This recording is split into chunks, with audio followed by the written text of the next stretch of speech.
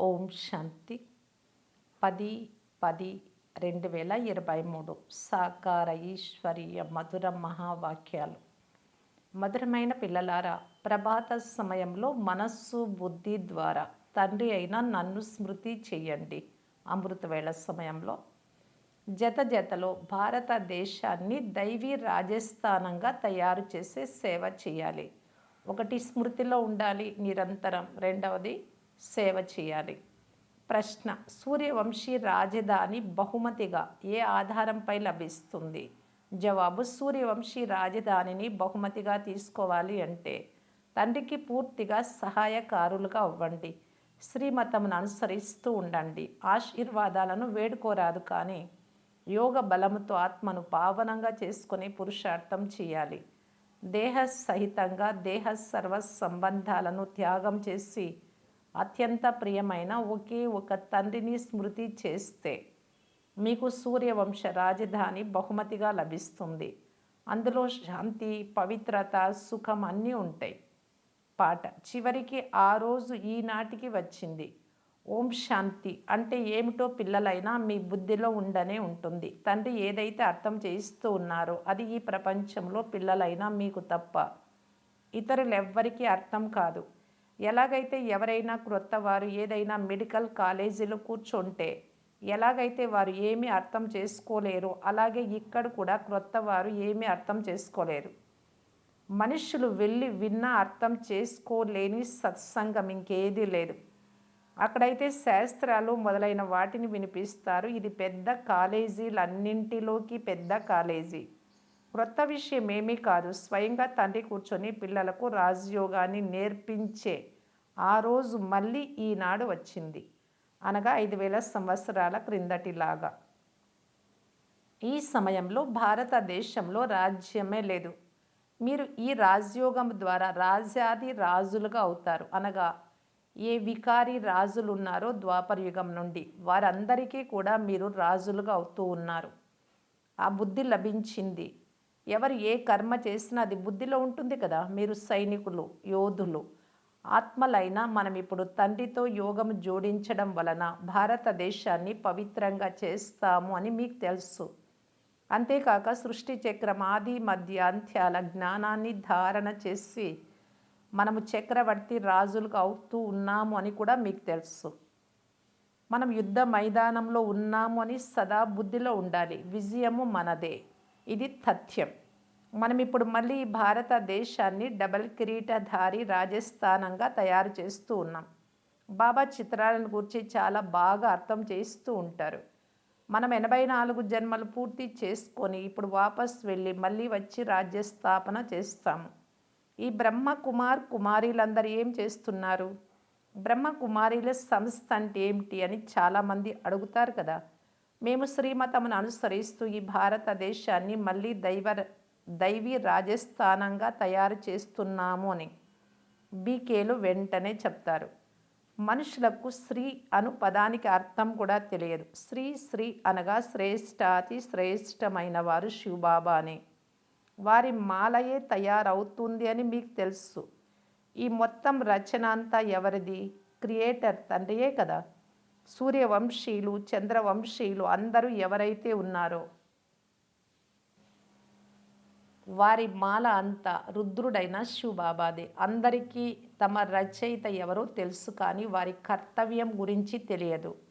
శివబాబా ఎప్పుడు ఎలా వచ్చి పాత ప్రపంచాన్ని క్రొత్తదిగా చేస్తారో ఎవరి బుద్ధిలోనూ లేదు. కలియుగం ఇంకా చాలా సంవత్సరాలు కొనసాగుతుంది అని వారు భావిస్తారు. మనము దైవీ రాజస్థానాన్ని స్థాపన చేసేందుకు నిమిత్తంగా అయినాము అని ఇప్పుడు మీకు తెలుసు. తప్పకుండా దైవీ రాజస్థానము స్థాపన అవుతుంది. తర్వాత మళ్ళీ అది త్రేతాయుగం నుండి క్షత్రియ రాజస్థానంగా అవుతుంది. మొదటి సూర్యవంశీయుల, తర్వాత క్షత్రియ కులం వారి రాజ్యం ఉంటుంది. మీరు చక్రవర్తి, రాజా, రాణులుగా తయారవ్వాలి అంటే బుద్ధిలో చక్రం తిరగాలి కదా. మీరు ఎవరికైనా ఈ చిత్రాలను చూపించి చాలా బాగా అర్థం చేయించగలరు. ఈ లక్ష్మీనారాయణులు సూర్యవంశ కులం వారు, ఈ సీతారాములు క్షత్రియ కులం వారు, తర్వాత వైశ్య శూద్ర వంశీ పతిత కులం వారిగా తయారవుతారు. పూజ్యులు మళ్ళీ పూజారులుగా అవుతారు. సింగల్ కిరీటధారి రాజుల చిత్రాన్ని కూడా తయారు చేయాలి. ఈ ఎగ్జిబిషన్ చాలా అద్భుతంగా అవుతుంది. డ్రామా అనుసారం సేవ కొరకు ఈ ప్రదర్శన చాలా అవసరమని మీకు తెలుసు. అప్పుడే పిల్లల బుద్ధిలో ఈ జ్ఞానం నిలబడుతుంది. నూతన ప్రపంచం ఎలా స్థాపన అవుతుందో ఈ చిత్రాల ద్వారా అర్థం చేయించబడుతుంది. పిల్లల బుద్ధిలో సంతోష పాదరస మట్టం పైకి ఎక్కిపోవాలి. సత్యుగంలో ఆత్మజ్ఞానం ఉంటుంది. అది కూడా ఎప్పుడైతే ముసలివారుగా అవుతారో అప్పుడు ఈ పాత శరీరాన్ని వదిలి మళ్ళీ నూతన శరీరాన్ని తీసుకోవాలి అనే ఆలోచన స్వతహాగా కలుగుతుంది. ఈ ఆలోచన చివరి సమయంలో వస్తుంది.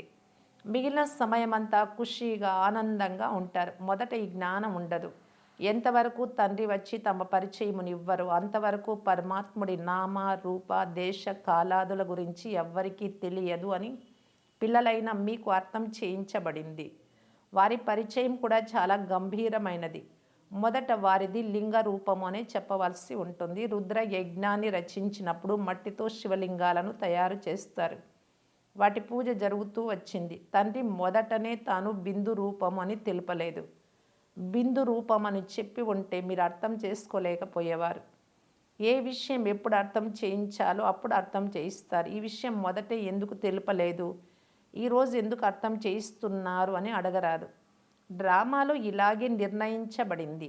ఈ ప్రదర్శన ద్వారా సర్వీస్ చాలా వృద్ధి చెందుతుంది. పరిశోధన ద్వారా క్రొత్తది కనుగొంటే అది తర్వాత చాలా వృద్ధి చెందుతూ వెళ్తుంది.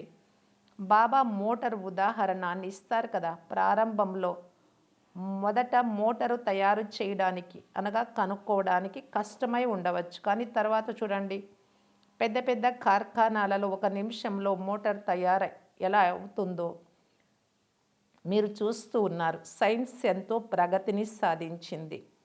భారతదేశం ఎంత పెద్దదో మీకు తెలుసు. ప్రపంచం ఎంత పెద్దదో కూడా మీకు తెలుసు. మళ్ళీ అది ఎంత చిన్నదైపోతుందో కూడా మీకు తెలుసు. మీ బుద్ధిలో ఈ విషయాలన్నింటినీ బాగా కూర్చోబెట్టాలి. సేవాధారి పిల్లల బుద్ధిలో ఈ విషయాలన్నీ ఉంటాయి. మిగిలిన వారి సమయం తినడంలో, త్రాగడంలో, వ్యర్థ విషయాలలోనూ వృధా అయిపోతుంది. భారతదేశంలో మళ్ళీ దైవీ రాజస్థానం స్థాపన అవుతూ ఉంది అని మీకు తెలుసు. వాస్తవానికి కింగ్డమ్ రాజ్యము అను పదం కూడా తప్పే. భారతదేశం దైవీ రాజస్థానంగా తయారవుతోంది. ఈ సమయంలో అసురీ రాజస్థానం ఉంది. రావణ రాజ్యం ఉంది. ప్రతి ఒక్కరిలో పంచ వికారాలు ప్రవేశించి ఉన్నాయి. కోట్లాది మంది ఆత్మలున్నారు. అందరూ పాత్రధారులే. వారి వారి సమయాలలో వచ్చి పాత్ర చేసి వెళ్ళిపోతారు. మళ్ళీ ప్రతి ఒక్కరూ తమ తమ పాత్రలు రిపీట్ చేయవలసి ఉంటుంది. సెకండు డ్రామా ఉన్నట్లు రిపీట్ అవుతుంది. కల్పక్రితం ఏ పాత్రను అభినయించారో అదే పాత్ర ఇప్పుడు అభినయిస్తారు. ఈ విషయాలన్నీ బుద్ధిలో ఉంచుకోవాలి. వ్యాపార వ్యవహారాలలో ఉన్నందున గుర్తుంచుకోవడం కష్టమైపోతుంది. కానీ ప్రభాత సమయానికి, అమృత వేళ సమయానికి గాయనం ఉంది అని తండ్రి చెప్తున్నారు. ప్రభాత సమయంలో రాముణ్ణి స్మరించు ఓ మనస్సా అని పాడతారు. తండ్రి చెప్తున్నారు, ఇప్పుడు ఇక ఎవ్వరినీ స్మరించకండి. ప్రభాత సమయంలో నన్ను మాత్రమే స్మృతి చెయ్యండి. ఇప్పుడు తండ్రి సన్ముఖంలో చెప్తున్నారు. తర్వాత భక్తి మార్గంలో దీని గాయనం నడుస్తుంది. సత్య త్రేతాయుగాలలో గాయనం జరగదు. తండ్రి అర్థం చేయిస్తూ ఉన్నారు. ఓ ఆత్మలారా, మీ మనస్సు బుద్ధి ద్వారా ప్రభాత సమయాలలో తండ్రి అయిన నన్ను స్మృతి చెయ్యండి. భక్తులు తరచుగా రాత్రి వేళలలో మేల్కొని ఏదో ఒకటి స్మృతి చేస్తూ ఉంటారు. ఇచ్చటి ఆచారాలు పద్ధతులు తర్వాత మళ్ళీ భక్తి మార్గంలో కొనసాగుతూ వచ్చాయి. ఇతరులకు అర్థం చేయించేందుకు పిల్లలైన మీకు రకరకాల యుక్తులు లభిస్తూ ఉంటాయి.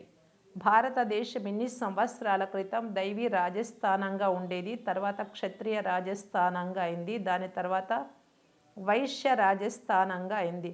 రోజు రోజుకు తమో ప్రధానమవుతూ వెళ్తుంది. తప్పకుండా పడిపోవాల్సిందే. ఈ చక్రం ముఖ్యమైనది. ఈ చక్రమును తెలుసుకోవడం వలన మీరు చక్రవర్తి రాజులుగా అవుతారు. ఇప్పుడు మీరు కలియుగంలో కూర్చొని ఉన్నారు. మీ ఎదుట సత్యుగం ఉంది. ఈ చక్రం ఎలా తిరుగుతుంది అనే జ్ఞానం మీకు ఉంది. రేపు మనం సత్యుగ రాజధానిలో ఉంటాము అని మీకు తెలుసు. ఈ జ్ఞానం ఎంత సహజమైనది. పైన త్రిమూర్తి శివుడు కూడా ఉన్నారు. చక్రం కూడా ఉంది. బాబా చిత్రాలు చూపిస్తూ పిల్లలకు చెప్తూ ఉన్నారు ఈ సమయంలో. ఇందులో లక్ష్మీనారాయణులు కూడా వచ్చేస్తారు. ఈ చిత్రాలు ఎదురుగా ఉన్నట్లయితే ఎవరికైనా సహజంగా అర్థం చేయించగలరు.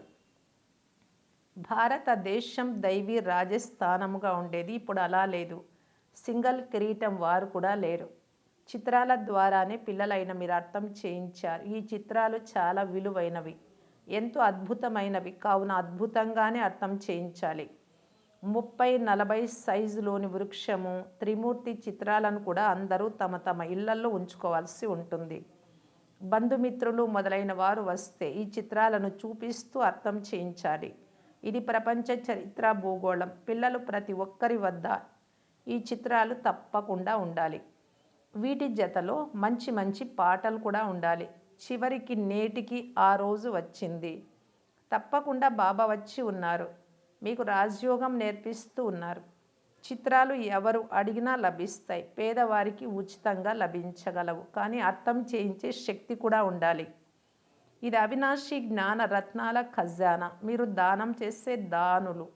మీ వలె అవినాశి జ్ఞాన రత్నాల దానం ఇతరులెవ్వరూ చేయలేరు. ఇటువంటి దానం మరొకటి ఏది ఉండదు కూడా. కావున దానం చేస్తూ ఉండాలి. ఎవరు వచ్చినా వారికి అర్థం చేయించాలి. అలా ఒకరినొకరు చూసి చాలామంది వస్తారు. ఈ చిత్రాలు చాలా విలువైనవి, అమూల్యమైనవి. అలాగే మీరు కూడా అమూల్యమైన వారు అని పిలువబడతారు. మీరు గవ్వ నుండి వజ్ర సమానంగా అవుతారు. ఈ చిత్రాలను విదేశాలకు తీసుకెళ్ళి అర్థం చేయిస్తే అద్భుతం జరుగుతుంది. ఇంతవరకు సన్యాసులు మేము భారతదేశపు యోగం నేర్పిస్తామని చెప్తూ వచ్చారు.